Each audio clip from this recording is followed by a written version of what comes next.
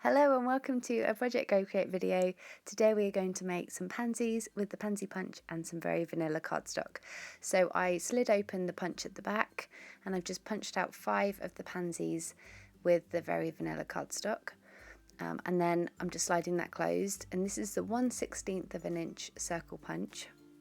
So you just slide them in a big stack randomly and just punch a hole through the middle, and then you can use the mini brads or the candy dot brads, and I just showed you one that you can actually attach the candy dots, is that what they're called, to the middle of them so they have colours, or you can use them on their own.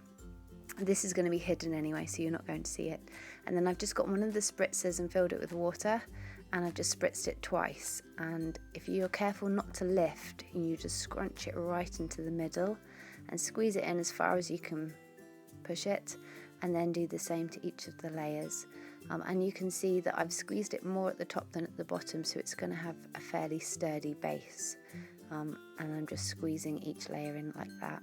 And what I try to do is, as I'm going around, I try to layer up the petals so that they're not in the same place. So I rotate the layer below, and you can see me do it on the very, very last one, so that the petals don't come up at the exact same place.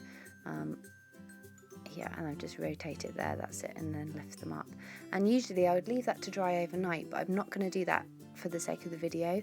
But I am going to show you a dry one. So I haven't spritzed this, I've just scrunched it into the middle. You can see it's a lot harder to do. The paper is a lot more resistant, and it doesn't matter if you lift quite so much, because it's not likely to pop off the base, which it might do if it's wet. And then I got a little bit carried away and used the spritzer, just because I was having a moment. So I've just put it out of my reach, and then I've scrunched the bottom of that up. And then I'm just going to open them out, and you can see the difference between the two. The paper's a bit wet, so I've just pulled it out, and it's very stiff, and I'm just having to bend it around my fingers. And you pull out every layer apart from the middle one. You can see a tiny shine of silver of the brad, then you just keep that shut. And then the wet one is a lot softer, it's more crinkled, it kind of feels a little bit flatter. It's very pretty, really natural looking. But that's for both of them. So obviously if you're in a rush, you might just want to use the dry technique, and if you've got time, you can leave the other one to dry overnight. So I'm putting it on a muslin bag.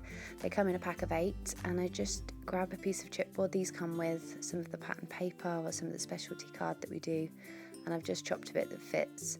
And then you've got lots of different stamp sets that have got flowers and leaves, but I'm going to use the Choose Happiness one. I like those leaves the best. The other one was the flower patch, which is a nice set too. This is wild wasabi ink. I'm just going to ink it up and stamp on the bag, and obviously you're stamping onto a fabric, so the impression that you get, the image, is not completely perfect, but I love the effect. And then I've stamped it there, and then I've just done a little greeting. So that's a soft suede ink. It's a nice kind of slightly darker neutral, and then I'm using one of the flat kind of narrow greetings. I don't want it to cover the leaves, and the You're So Sweet is a really lovely set for that.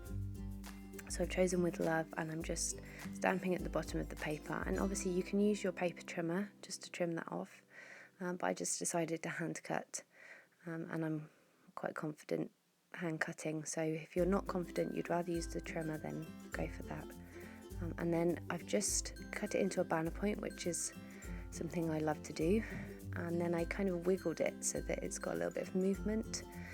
I didn't want to spritz it because I didn't want the ink to run, but I've just wiggled the banner like that, and then you get a little bit of movement so that it sits on the bag without kind of being flat and pointy.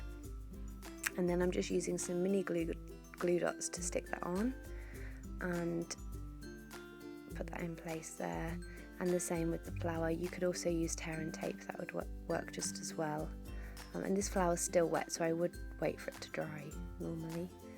And then just put that on the front there, and then you can fill it with whatever gift you're giving, whether it's a bracelet or a fudge, or I've just put in some little chocolate eggs that we still have left over from Easter, and I've added another glue dot just to keep those 2 pieces of card together. And then I've got some sparkly sequin trim. I've just chopped a length of that, and I'm just looping it around the ribbon. And Stampin' Up! Do a lot of nice ribbons that you can add to that. And then if you loop it around and pull it shut, it just keeps the drawer cord closed. And that's the finished article, so you can see there's a different leaf being used on that one. If you'd like to order yours, you can go to quickandeasycraft.com and you can email me at paperworks@hotmail.co.uk.